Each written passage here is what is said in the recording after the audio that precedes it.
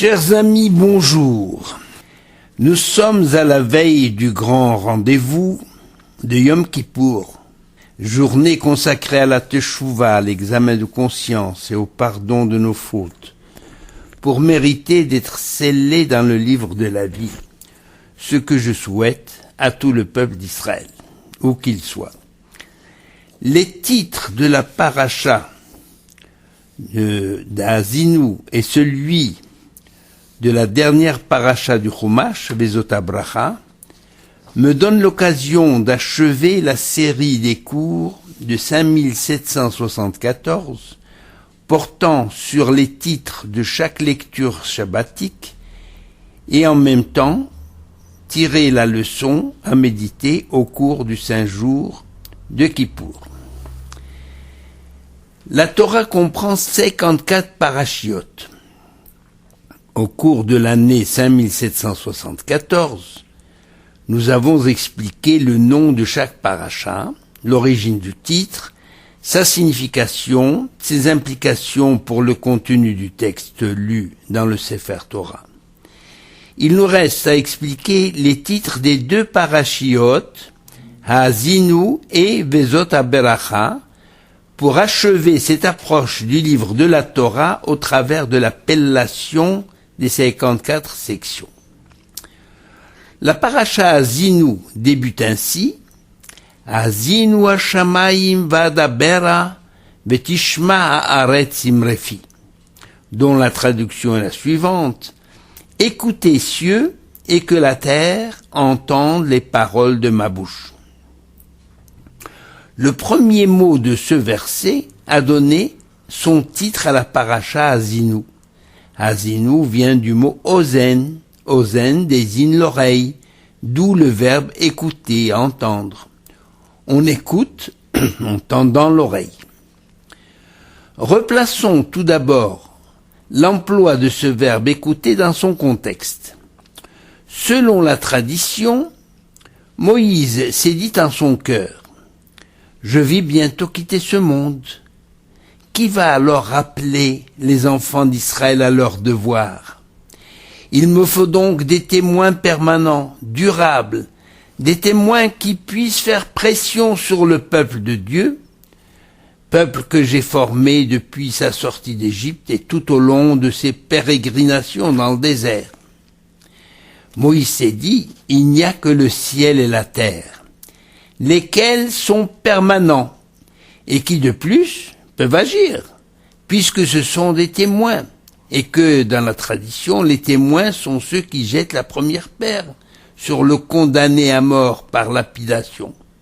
Mais avec cette différence, et que le ciel et la terre pourront aussi intervenir en faveur du peuple d'Israël s'il se conduit selon la volonté de l'Éternel, en étant fidèle à son alliance. En effet, il est écrit dans le Shema Israël: si vous écoutez bien mes commandements et vous les mettez en pratique, je donnerai la pluie de votre terre en son temps et le sol produira son fruit. Mais si vous n'écoutez pas la parole de l'Éternel et vous ne l'accomplissez pas, le ciel fermera ses portes, il n'y aura pas de pluie et la terre ne donnera pas son produit. La permanence des témoins avait donc de quoi rassurer Moïse. Nos sages se demandent pour quelle raison Moïse change de verbe en s'adressant aux témoins. À l'adresse du ciel, il dit Ha'azinu hashamayim, écoutez cieux, et à propos de la terre, il dit Vetishma haaretz imrefi, que la terre entende les paroles de la bouche. Pourquoi ce changement de verbe? Par conséquent, il existe une nuance entre le fait de prêter l'oreille et l'ha'azin et celui d'entendre, c'est comme on dit l'ishmoa. Cette nuance se retrouve également au niveau de la vue, du sens de la vue, dans l'emploi du verbe regarder ou du verbe voir, et même au niveau de la pensée, sans qu'il y ait de verbe spécifique pour exprimer cette nuance entre les pensées qui nous traversent l'esprit, et sans qu'on le veuille, et les pensées que l'on médite sciemment. Cela signifie que l'homme est en général confronté à deux attitudes. L'une consciente, recherchée, voulue, et l'autre une situation non consciente et a priori donc non recherchée, une situation indépendante de notre volonté. Prenons l'exemple d'un passage de la Torah dans la Genèse, dans Bereshit. Nous avons une illustration de ces phénomènes dans l'histoire de Sodome et Gomorrhe. L'Éternel s'adresse à Abraham pour l'informer qu'il va détruire Sodome et Gomorrhe. Si les cris qui lui sont parvenus, donc ils sont parvenus jusqu'à lui, correspondent à une situation de violence qui mérite la peine de mort. Le texte dit « Le cri de Sodome et Gomorrhe est grand et leur perversité est excessive. Je veux descendre et voir. S'ils ont agi selon la plainte qui est arrivée jusqu'à moi, ce sera la destruction totale, sinon j'aviserai. » Cette phrase que Dieu a entendue, un cri, une plainte, mais il n'a pas voulu décider d'une solution sur un simple bruit entendu, un cri dont on ne pouvait déduire s'il s'agit d'un cri de douleur, d'un cri au secours ou d'un cri à l'injustice et à la violence. Alors Dieu décide de descendre du ciel pour voir, écouter, c'est-à-dire pour écouter avec attention ce qu'il a entendu, qui lui est parvenu à ses oreilles, et qui était flou. Pourquoi? Pour préciser ce qui est parvenu à ses oreilles alors qu'il n'avait pas tendu l'oreille pour entendre. Le verbe voir, donc il y a ce problème d'entendre, d'écouter. Et il y a une nuance qui est importante que le texte vient d'illustrer.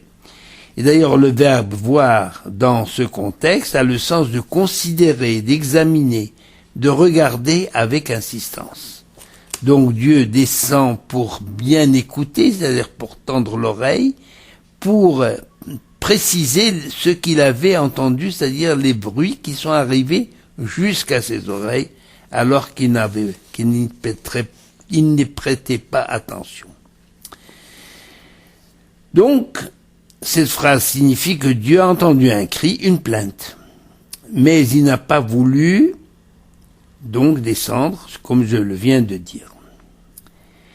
Le Or HaChaim Akadosh, Rabbi Chaim Ben Attar, dit que le verbe Haazinu peut s'employer lorsqu'on s'adresse à une personne à voix basse, comme pour une confidence, par exemple, mais même si cette personne est proche, on lui demande de tendre l'oreille pour entendre le message. Mais ce verbe Haazinu peut également s'employer lorsqu'on s'adresse à une personne éloignée, à qui on demande de tendre l'oreille pour entendre le message et pour saisir le message. Cette ambivalence du verbe Haazinu résout le problème soulevé par le prophète Isaïe, qui avait dit, il avait dit, Shimu Shamayim ve'azini aretz. Il a inversé. Shimu, il a dit Shimu pour Shamayim et Azini pour Eretz. C'est-à-dire, écoutez cieux et terre, prête l'oreille. Donc, on avait vu au départ que prêter l'oreille, c'était un sens de proximité. Mais on voit bien que ici, Azini-Eretz, la terre est loin, ou alors il faut expliquer que Isaïe était proche de la terre, comme on va voir les deux explications qui sont données par nos sages. Donc, Shimu Shamaim ve'azinaretz, écoutez cieux et terre prête l'oreille, que les sages ont mis en rapport avec la déclaration, ou plutôt en parallèle avec la déclaration de Moïse, en disant que Moïse était proche du ciel, c'est-à-dire que Moïse avait atteint tel degré de spiritualité qu'il se sentait proche du ciel et loin de la terre, c'est-à-dire loin des préoccupations matérielles, terre à terre. C'est pourquoi le verbe employé pour enjoindre le ciel d'écouter, c'est Azinu, qui suggère la proximité, mais nous avons vu que le Or HaChaim affirme qu'Isaïe était également proche du ciel, et que le verbe employé pour demander à la terre de prêter l'oreille, c'est Hazini, suggère ici l'éloignement, car il est impensable d'affirmer qu'Isaïe n'avait pas également atteint le ciel, comme semble le laisser entendre certains de nos sages qui mettent en opposition l'expression de Moïse et celle d'Isaïe. Après ces considérations d'ordre philologique, quels sont les enseignements finalement que nous tirons de ce titre et l'emploi de Haazinu et de Shimu, d'entendre et d'écouter? Nos sages, en rapport avec surtout le jour de Kippour, que nous allons bientôt célébrer, eh bien, ont attiré notre attention que les expressions Hazinu et Shimu, qui signifient tendre l'oreille pour écouter et entendre, ont donné lieu à la réflexion suivante. Il existe une nuance entre le fait de prêter l'oreille, c'est-à-dire les Hazin, et celui d'entendre, l'ishmoa. Cette nuance, donc comme je l'ai dit tout à l'heure, se retrouve au niveau de la vue, qui est exprimée par le verbe regarder et le verbe voir, et même au niveau de la pensée, exprimée par des expressions qui traduisent que des pensées nous traversent l'esprit, et des pensées, il y a d'autres pensées que l'on médite. Cela signifie que l'homme est en général confronté à deux attitudes, l'une consciente, qui est recherchée, voulue, et l'autre, une situation non consciente, a priori, donc non recherchée, indépendante de sa volonté. J'insiste parce que la nuance est très fine, et vous allez voir, cela a bien des conséquences. L'homme donc est donc confronté, malgré lui, à des choses qu'il voit, à des choses qu'il entend, à des pensées qui traversent son esprit. Eh bien justement, c'est en rapport avec Kippour, avec la Teshuvah, l'homme digne de ce nom doit être capable de se contrôler, de se maîtriser, et de ne pas regarder ce qu'il voit, c'est-à-dire fixer son regard sur ce qu'il ne doit pas voir, ni d'écouter ce qu'il entend, c'est-à-dire de prêter l'oreille, et prêter une oreille attentive à ce qu'il ne doit pas entendre. Par exemple, si une personne commence à dire du mal de son voisin, et de ne pas ruminer des pensées malsaines qui ont assailli son esprit. Nos sages ajoutent que personne n'est à l'abri de ce genre de situation, à moins de vivre dans un vase clos, bien entendu. Mais le grand monde offre des spectacles affligeants ou manquant de totale décence, des paroles ordurières, des mauvaises pensées et malsaines.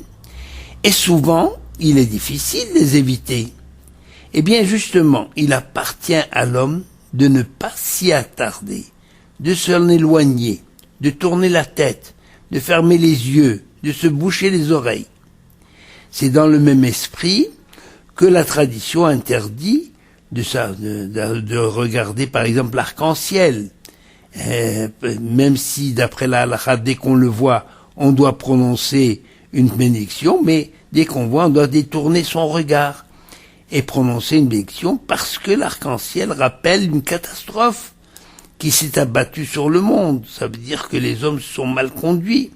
Et c'est donc à la fois un signe de malheur, mais aussi la promesse, bien que l'arc-en-ciel soit en fait la promesse que Dieu ne fera plus pleuvoir le déluge sur la terre.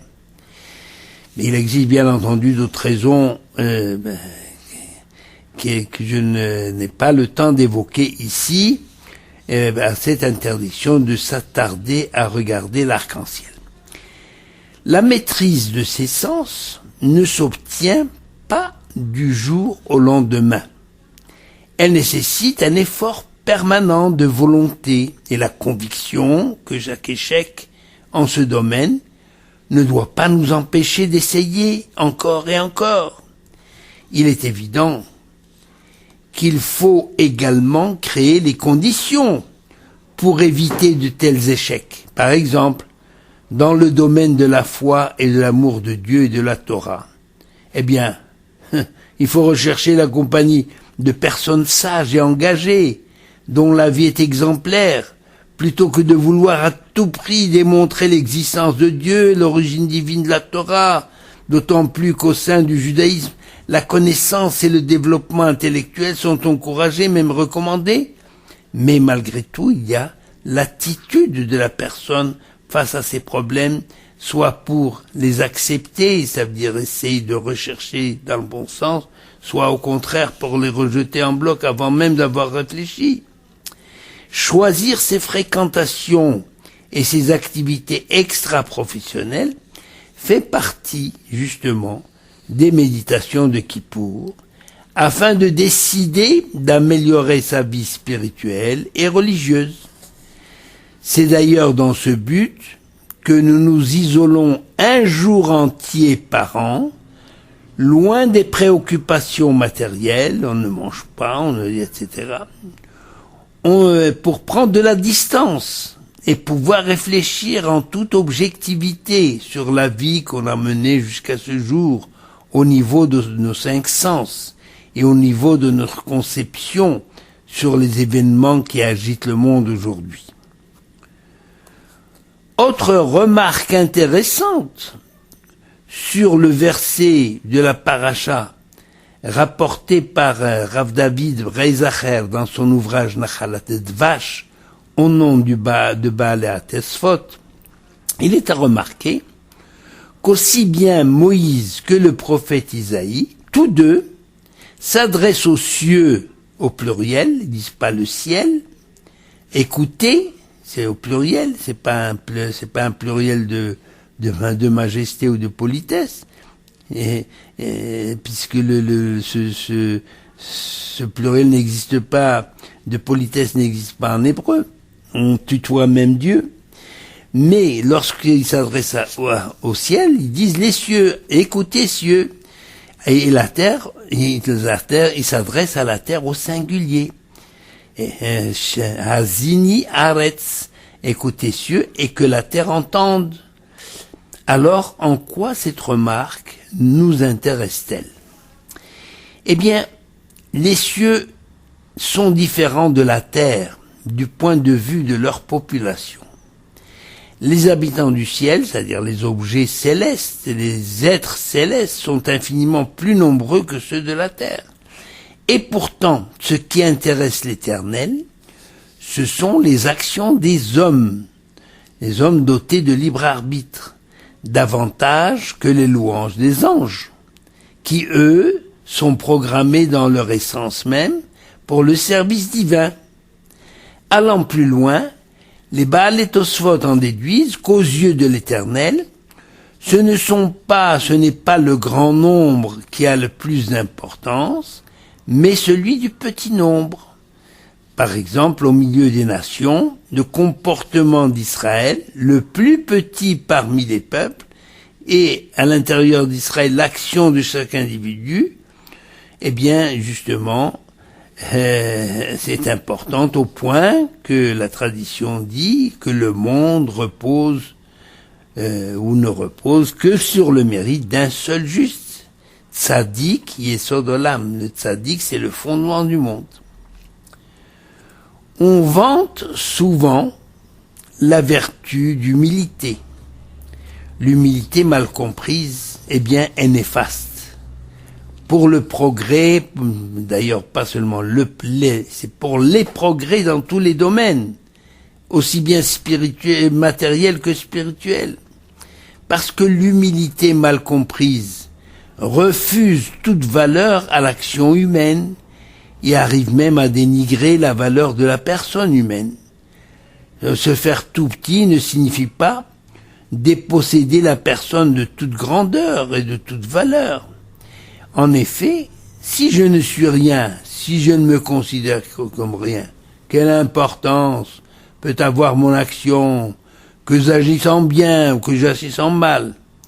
Ou bien si je dis qui suis-je pour atteindre telle position sociale ou pour devenir un savant?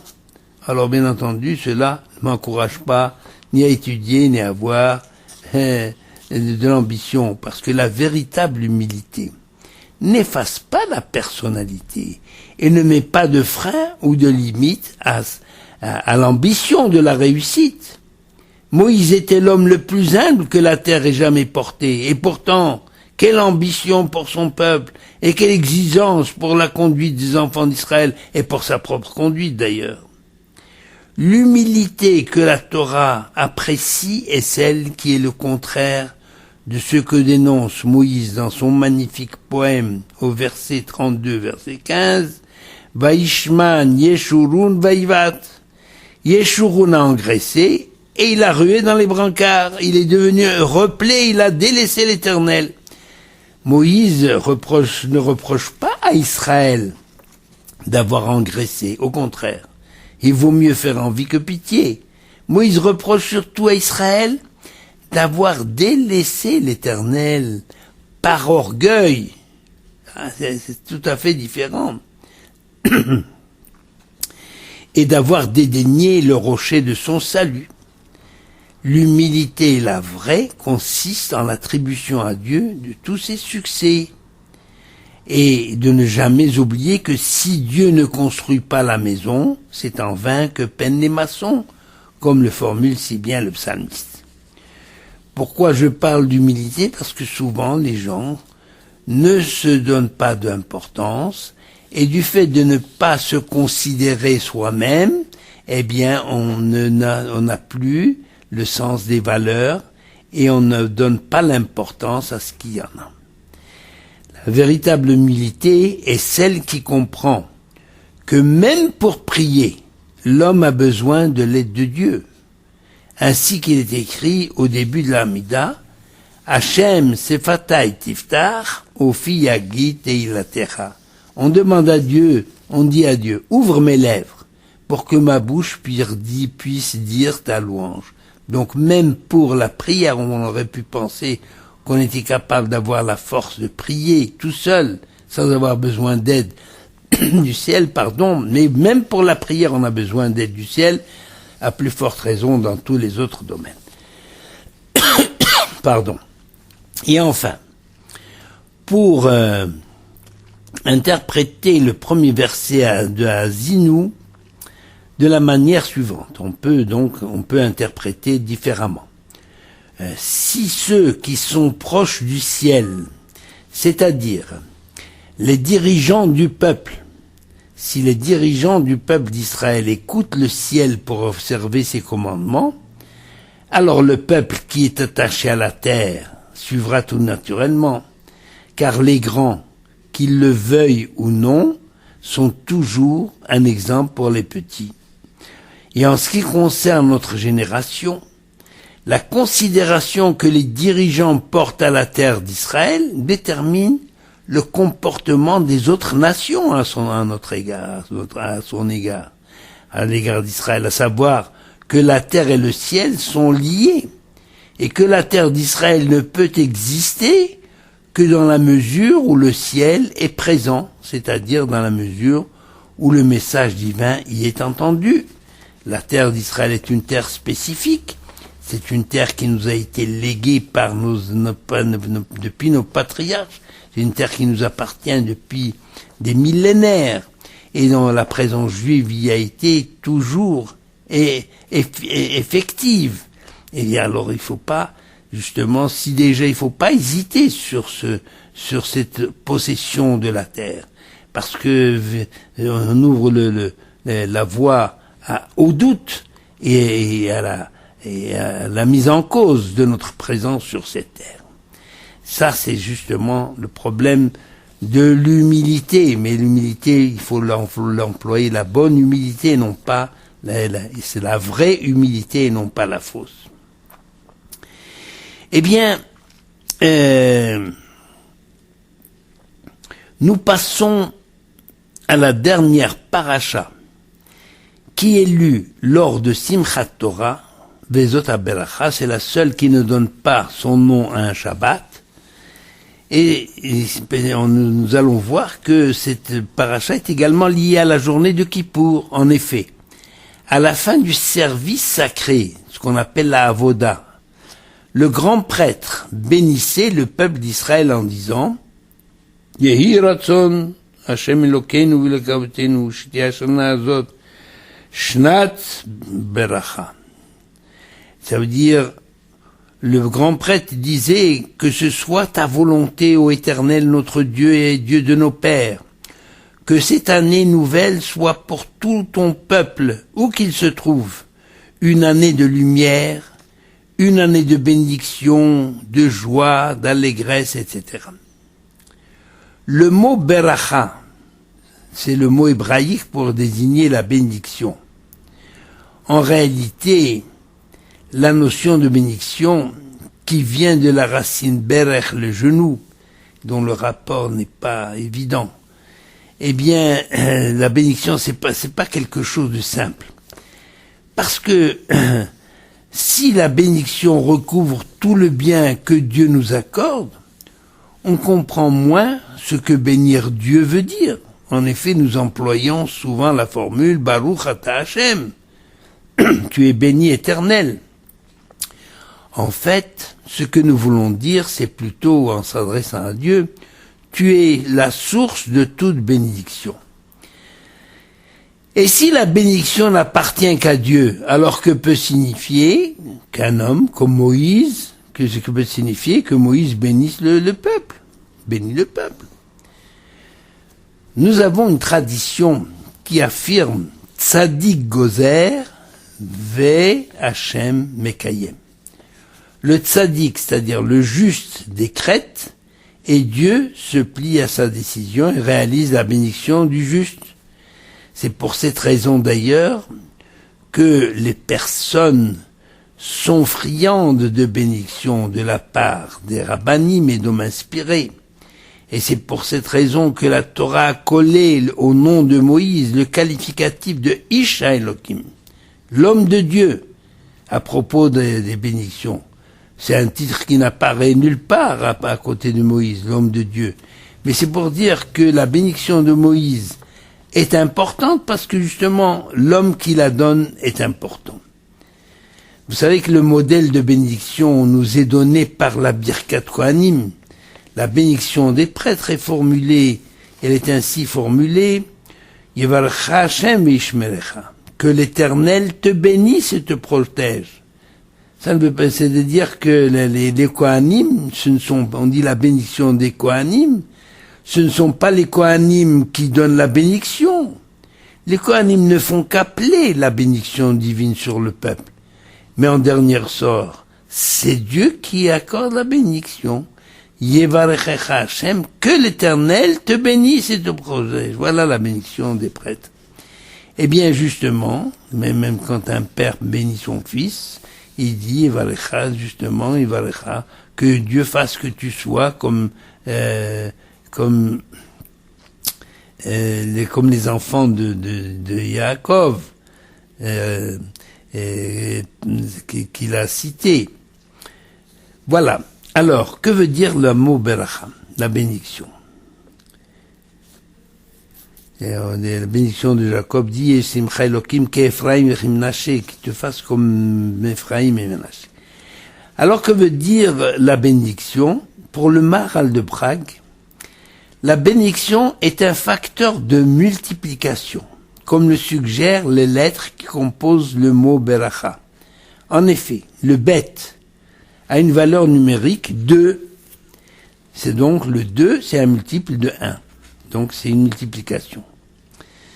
Le resh, c'est une valeur numérique 200. C'est un multiple de 100. Donc c'est la multiplication. Kaf, valeur numérique 20, c'est un multiple de 10. Donc il y a multiplication. Enfin, la dernière lettre de la beracha, la lettre He, désigne symboliquement le nom de Dieu. Ça veut dire que Dieu seul détient le monopole des bénédictions. Et il y a pourtant une exception qui est faite pour Abraham, à qui Dieu a donné cette possibilité de bénir directement sans avoir recours à Dieu, à lui. Comme il est écrit, c'est-à-dire, il est écrit Vehiye beracha, soit une bénédiction. Que Rachi explicite ainsi, les bénédictions te sont confiées, jusqu'à présent c'est moi l'Éternel qui en disposais, mais désormais tu pourras bénir qui bon te semblera. Donc il ne va pas faire comme les prêtres, comme les Kohanim ou comme les pères de famille, il ne va pas dire que Dieu te bénisse, non, il va dire sois béni et l'homme est béni, ça c'est le privilège qui a été accordé à Abraham. Pourquoi parlons-on de bénédiction et pourquoi la bénédiction finalement, on dit que la Torah a commencé par un bête, le mot par un bête de beracha, elle a commencé par la bénédiction, elle se termine par Vezot Abracha, se termine par la bénédiction de Moïse. Ça veut dire que finalement la bénédiction c'est quelque chose d'important et qu'elle joue un grand rôle dans la vie du peuple juif. Elle a déjà joué un rôle important dans la vie des patriarches.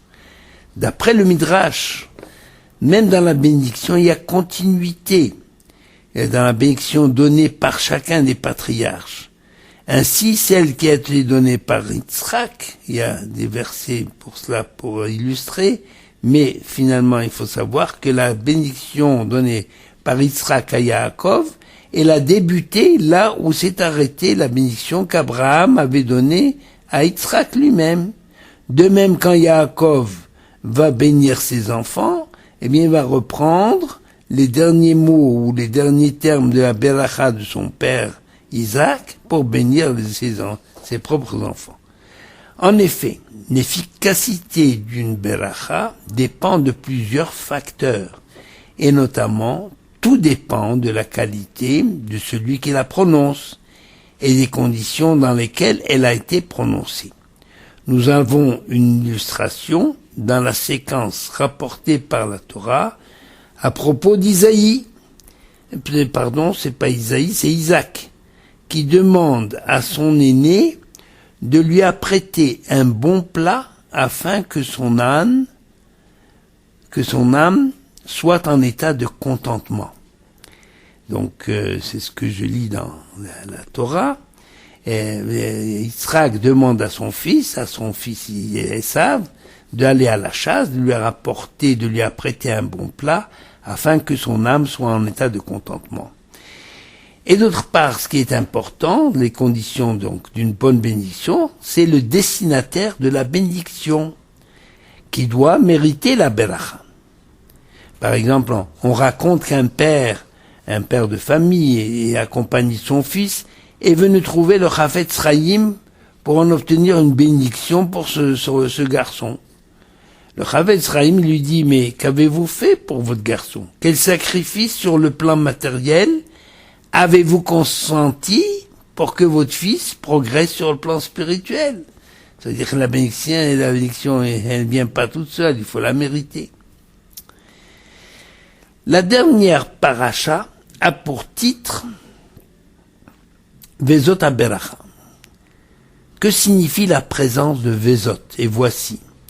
Eh bien, dans la tradition, le pronom démonstratif, Zot, ceci, est lié à la Torah.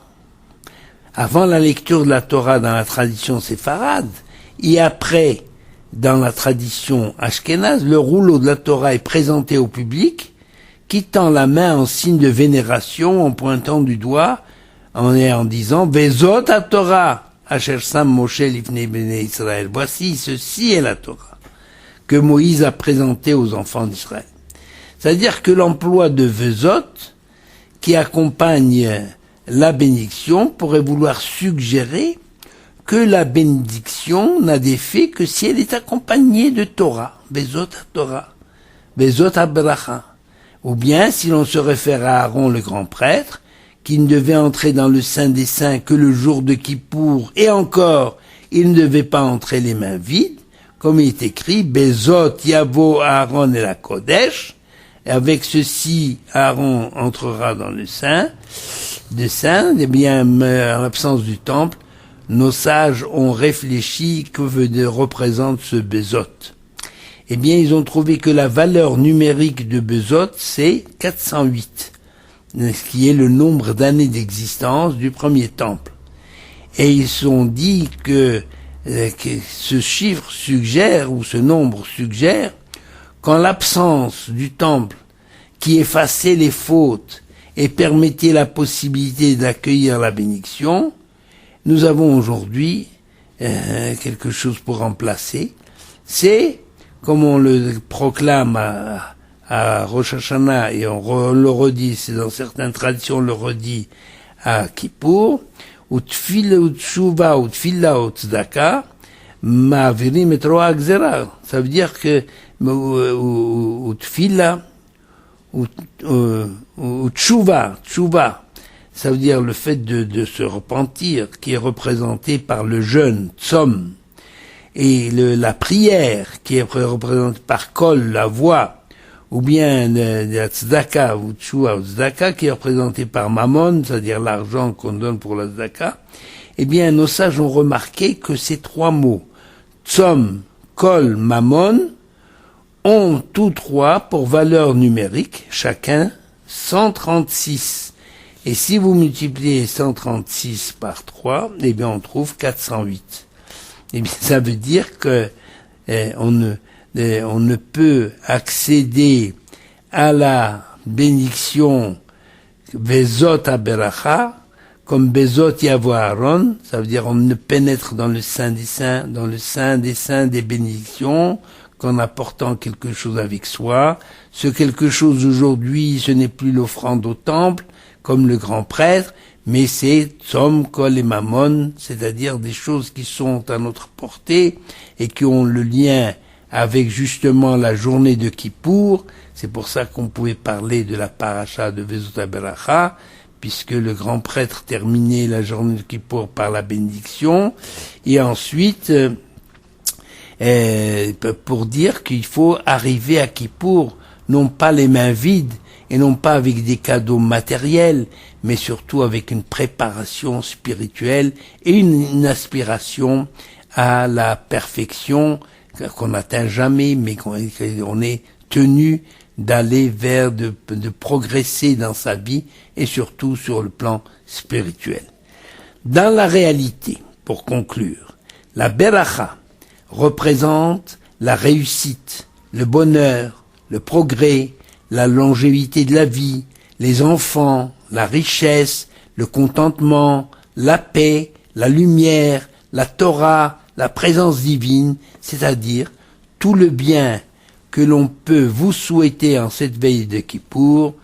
Eh bien, Gmar Khatima Tova, que vous soyez tous scellés dans le livre de la vie.